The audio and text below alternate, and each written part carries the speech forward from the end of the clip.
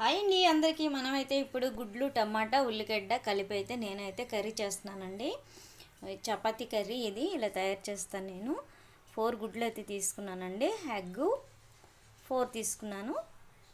ఇగోండి ఆనియన్స్ అయితే ఇలా కట్ చేసుకున్నాను. మిర్చి కూడా గుండగా తరిగేసాను.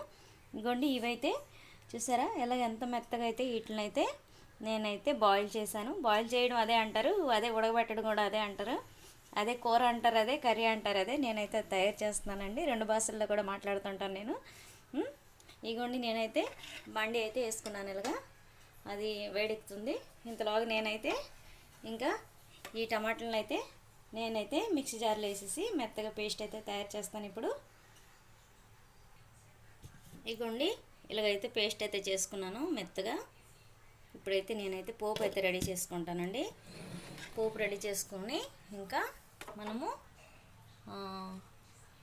ఆయిల్ అయితే వేసుకొని మనమైతే ఎగ్ అయితే ఇప్పుడైతే ఆయిల్ వేసుకుందామా.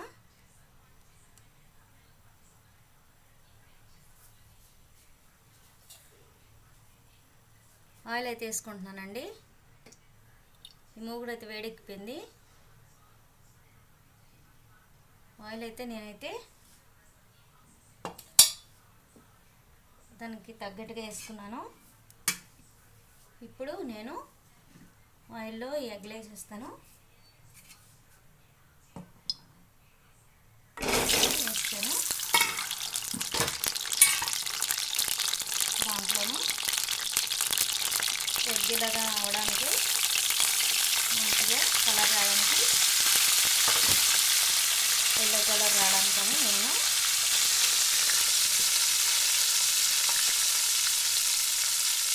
కలర్ అయితే అలాగా ఎల్లో కలర్ రావడానికి నేను వేస్తున్నానండి.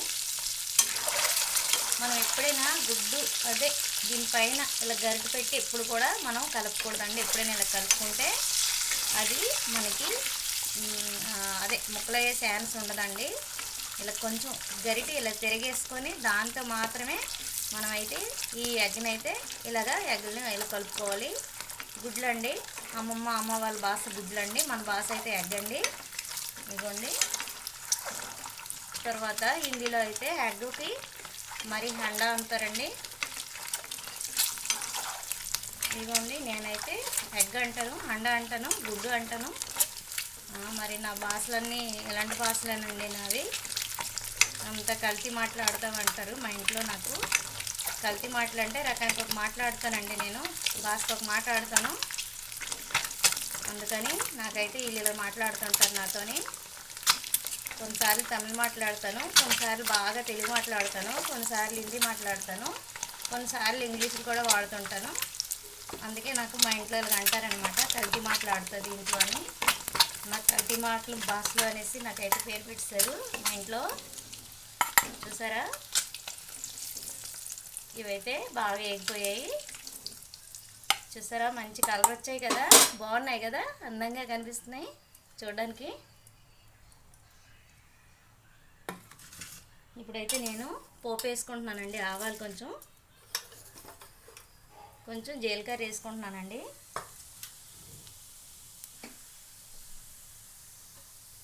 మనకి తొందరగానే కర్రీ రెడీ అయిపోద్దండి. ఎందుకంటే ముందుగానే మనము టమాటాలు అనేసి అవి ఏడ్ చేసాము, బాయిల్ చేసుకొని బాగానే మిక్సీ పెట్టేశాను కదా పేస్ట్ ఇంకా అందులో వేసేయడమేనండి. ఇంక ఎక్కువ టైం అయితే పట్టదు. ఇప్పుడైతే నేను కొత్తిమీర అయితే క్లీన్ చేసుకొని ఉంచుకుంటానండి. ఇదిగోండి ఎంత ఫ్రెష్గా ఉంది చూసారా. ఇప్పుడు ఉల్లిపాయ ముక్కలు వేసేస్తున్నానండి. ఆవాలు జీలకర్ర బాగా వేగిపోయాయి. ఇంకా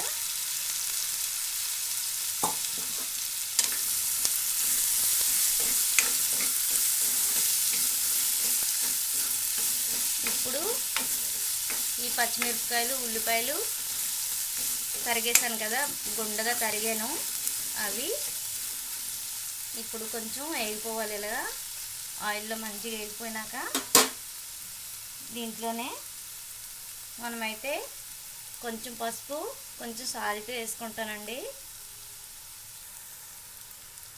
ఇప్పుడు నేను సాల్ట్ వేసుకుంటానండి.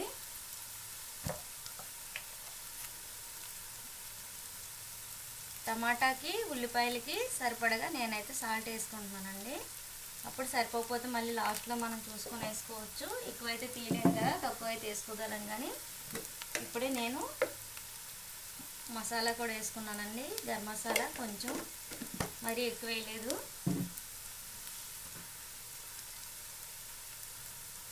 కారం కూడా లైట్గా వేస్తున్నానండి. కొంచెం చూసారు కదా, అంత చిన్న స్పూన్లో కొంచెం తీసి నాకు కొంచెం వేసుకొని ఉంచాను.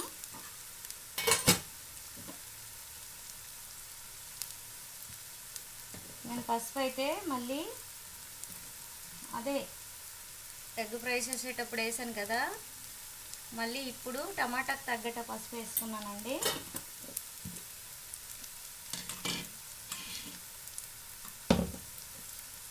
ఇగోండి టమాటా పేస్ట్ అయితే ఇప్పుడు వేసుకుంటున్నాను.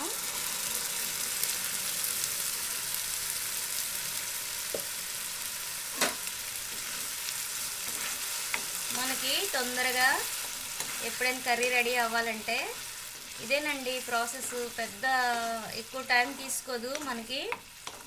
ఈ కర్రీ అయితే మనకి ఇప్పుడు చపాతీతో కానీ రైస్తో కానీ మనం తింటే బాగుంటుంది. తర్వాత మళ్ళీ మనం వడలు వేసుకుంటాం కదా, వడలకు కూడా ఈ కర్రీ బాగుంటుందండి. ఇలాగా చూసారా, ఇలా పేస్ట్ లెక్క వస్తుంది. ఆ గుండగా తరిగే ఉల్లిపాయలు, గుండగా తరిగే మిరపకాయ ముక్కలు, ఈ టమాటా జ్యూసు ఇవన్నీ కలిసి మనకి ఇలా రెడీ అయ్యిందండి. ఎప్పుడైనా మీరు కర్రీ తయారు చేయాలనుకుంటే అలా తయారు చేయండి. నేను చెప్పినట్లుగా. అంటే కొంతమందికి నచ్చుతుందండి, కొంతమందికి నచ్చదు మనం చెప్పేవి. నచ్చిన వాళ్ళు అయితే తయారు చేసుకోండి, నచ్చకపోయిన వాళ్ళు అయితే లేదు. నేను అడే మాటలు ఎవరికి తప్పుగా అనిపిస్తే కొంచెం నన్ను క్షమించండి. ఏవైనా తొందరగా మాట్లాడేస్తుంటాను. ఇప్పుడు నేను అనేది ఏంటంటే, ఇగోండి ఇప్పుడు ఇలా కర్రీ రెడీ అయిపోయింది కదా, ఇలాగా మెత్తగా మంచిగా పేస్ట్ రెడీ అయ్యింది కదా.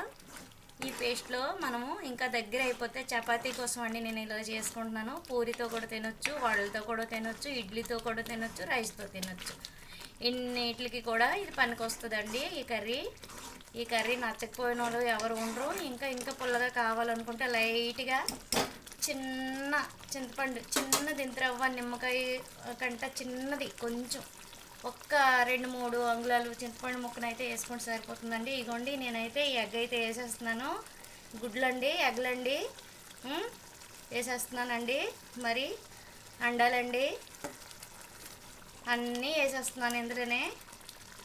చూసారా, ఆ కలరు ఈ కలరు కలిసిపోయింది. మన ఎగ్ కలర్ ఎంత మంచి కలర్ వచ్చిందో రెడ్గా. నేను ఫుడ్ కలర్ వేయకుండా నేను అలా చేశానండి.